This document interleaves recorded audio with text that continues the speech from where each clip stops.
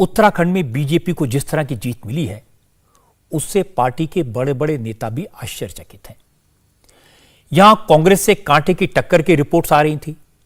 नतीजे आए तो पता चला कि लोगों ने बीजेपी को जबरदस्त वोट दिया। अब बीजेपी के नेता कहते हैं कि उत्तराखंड के लोगों ने मोदी के नाम पर, मोदी के काम पर वोट दिया। लोगों ने इस बात की परवाह नहीं की कि बीजेपी ने 3-3 मुख्यमंत्री बदले। इसलिए अब उत्तराखंड में जो भी अपेक्षाएं हैं, उन्हें पूरा करने की जिम्मेदारी भी नरेंद्र मोदी पर होगी। जब जनता ने इतना भरोसा दिया है, तो मोदी को ऐसा मुख्यमंत्री बनाना होगा जो उत्तराखंड के लोगों के सपनों को साकार कर सके। और आज की परिस्थितियों में यह काम काफी मुश्किल लगता है। उत्तराखंड में चीफ मिनिस्टर कौन बनेगा, इसका फैसला भी नहीं हुआ है, लेकिन गोवा और मणिपुर के मुख्यमंत्रियों के नाम तय हो गए हैं। औपचारिक ऐलान बाकी है। बीजेपी ने प्रमोद सावंत को एक बार फिर गोवा का मुख्यमंत्री बनाने का फैसला कर लिया है। मणिपुर में भी बीजेपी ने एन वीरेन सिंह को मुख्यमंत्री के तौर पर रिपीट करने का फैसला कर लिया है। इन दोनों नेताओं ने आज प्रधानमंत्री नरेंद्र मोदी से मुलाकात कर ली। प्रमोद सावंत गोवा के सीनियर लीडर्स के साथ प्रधानमंत्री मोदी से मिले। इस मुलाकात के बाद प्रधानमंत्री मोदी ने एक ट्वीट किया, जिसमें उन्होंने प्रमोद सावंत से मुलाकात के बारे में बताया और बीजेपी पर भरोसा करने के लिए गोवा की जनता का आभार जताया। प्रमोद सावंत ने प्रधानमंत्री से मिलने के बाद बीजेपी मुख्यालय जाकर पार्टी अध्यक्ष जेपी नड्डा से भी मुलाकात की। यह औपचारिकता भी उन्होंने पूरी की है। हालांकि प्रमोद सावंत के नाम का फॉर्मल ऐलान अभी नहीं हुआ है, लेकिन मोदी से मुलाकात के बाद उनका नाम तय माना जा रहा है। इस खबर पर गोवा की सियासत में किस तरह की हलचल है, यह समझने के लिए चलते हैं जयप्रकाश सिंह के पास। जयप्रकाश, बहुत सारे लोग दावा ठोक रहे हैं, विश्वजीत राणे भी मुख्यमंत्री पद के दावेदार हैं और वो अखबारों में तो फुल पेज ऐड कई दिन से छपा रहे हैं, गवर्नर से मिल चुके हैं। तो क्या वो एक्सेप्ट कर लेंगे प्रमोद सावंत के नाम को?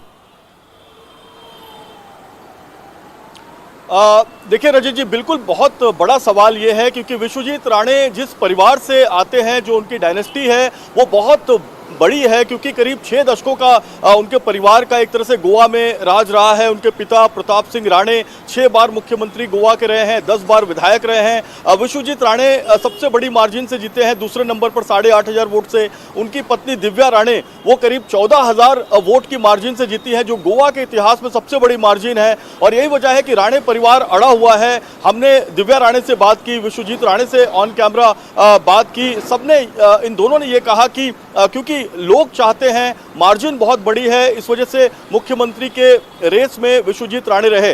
जहां तक प्रमोद सावंत का सवाल है, सिर्फ 700 की मार्जिन से वो जीते। लेकिन सबसे बड़ी बात रजत जी, मैं आपको यहां पे बताना चाहूंगा कि प्रमोद सावंत तीसरी बार विधायक बने हैं भारतीय जनता पार्टी से, और विश्वजीत राणे कांग्रेस से 2017 में भारतीय जनता पार्टी में आए थे। वो तब आए थे जब 2017 में 17 सीटें कांग्रेस को मिली थी और वहां मुख्यमंत्री के 5 दावेदार सामने आए थे, जिसमें विश्वजीत राणे भी थे। लेकिन वहां मुख्यमंत्री पद नहीं मिला तो वो बीजेपी में आ गए, और बीजेपी में मनोहर पर्रिकर उस समय मुख्यमंत्री बनाए गए और विश्वजीत राणे को बड़ा पोर्टफोलियो हेल्थ का दिया गया था। लेकिन इस बार विश्वजीत राणे अड़े हुए हैं। उनकी पत्नी भी लगातार ये कह रही हैं कि क्योंकि घर में 2 विधायक हैं, तो उनके घर को तवज्जो दिया जाना चाहिए। यहां पर मैं आपको बता दूं कि जिस तरह से प्रमोद सावंत लॉयल हैं पार्टी के, वो दिल्ली आला कमान के भी लॉयल हैं।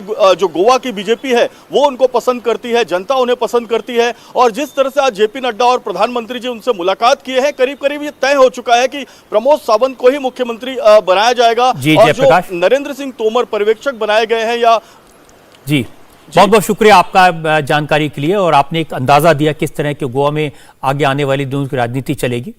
बहुत बहुत शुक्रिया। मुझे लगता है कि अगर जो लोग नरेंद्र मोदी की नीतियों को जानते हैं, पिछले 4 दिन में वो कई बार कह चुके हैं कि जो डायनेस्टी, परिवारवाद की राजनीति है, उसको वो कभी सपोर्ट नहीं करेंगे।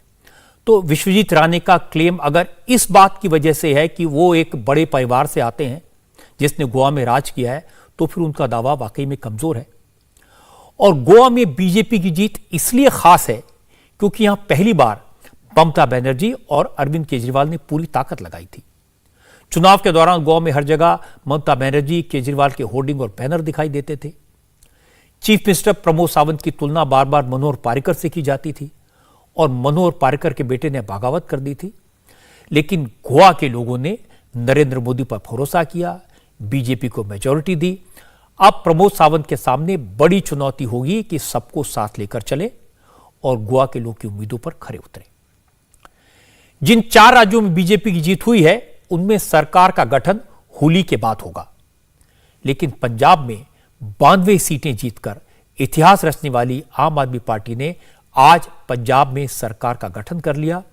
भगवंत मान ने पंजाब के 17वें मुख्यमंत्री के तौर पर शपथ ली और शपथ लेने के तुरंत बाद कामकाज भी संभाल लिया।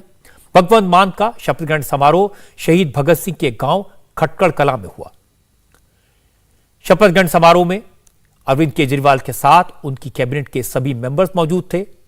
शपथ ग्रहण समारोह में एक खास कलर कोड रखा गया था। लोग बसंती रंग की पगड़ी और महिलाएं बसंती रंग का दुपट्टा पहनकर पहुंची थी। शपथ लेने के बाद भगवंत मान ने कहा कि वो भगत सिंह के आदर्शों पर चलेंगे और उनकी सरकार हर किसी के भले के लिए काम करेगी। भगवंत मान ने बम्पर जीत हासिल की। 117 में से 92 सीटें जीतना कोई हंसी खेल नहीं है, लेकिन जीत जितनी बड़ी है जिम्मेदारी उससे भी ज्यादा बड़ी है। पंजाब के लोगों ने केजरीवाल के वादों पर यकीन करके बहुत उम्मीदों के साथ आम आदमी पार्टी को मौका दिया है, लेकिन भगवंत मान के लिए, नए चीफ मिनिस्टर के लिए उन उम्मीदों को पूरा करना बड़ी चुनौती होगा, क्योंकि केजरीवाल ने पंजाब के लोग को मुफ्त बिजली देने का वादा किया है।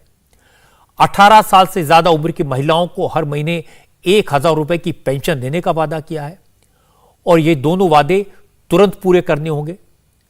लेकिन केजरीवाल भी जानते हैं और भगवंत सिंह मान भी जानते हैं कि पंजाब का खजाना खाली है। पंजाब पर 3 लाख करोड़ रुपए से ज्यादा का कर्ज है। ऐसे में केजरीवाल का वादा भगवंत मान कैसे पूरा करेंगे, यह उनकी पहली अग्नि परीक्षा होगी। करप्शन खत्म करने की बात, नशे पर रोक लगाने की बात, राज्य में महिलाओं को सुरक्षा देने की बात, ये तो बाद में आएगी। एक इंटरेस्टिंग बात यह कि भगवंत मान के शपथ ग्रहण समारोह को लेकर कांग्रेस का अंदरूनी कलह, इंटरनल झगड़ा सामने आ गया। लुधियाना से कांग्रेस के सांसद मनीष तिवारी को भगवंत मान के शपथ ग्रहण समारोह में इनवाइट किया गया था। मनीष तिवारी समारोह में शामिल तो नहीं हो पाए, लेकिन इनविटेशन का सहारा लेकर मनीष तिवारी ने कांग्रेस को निशाने पर लिया।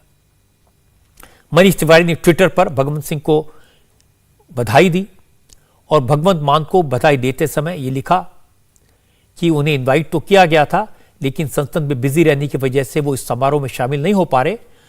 लेकिन आगे जो लिखा वो इंटरेस्टिंग था। मनीष तिवारी ने कमेंट किया कि भगवंत मान ने तो मुझे इनवाइट किया, लेकिन विडंबना यह है कि मुझे चरणजीत सिंह चन्नी के शपथ ग्रहण समारोह में इनवाइट नहीं किया गया था। मनीष तिवारी भगवंत मान के समारोह में शामिल नहीं हो सके, लेकिन फरीदकोट से कांग्रेस के एमपी मोहम्मद सादिक इस मौके पर मौजूद थे।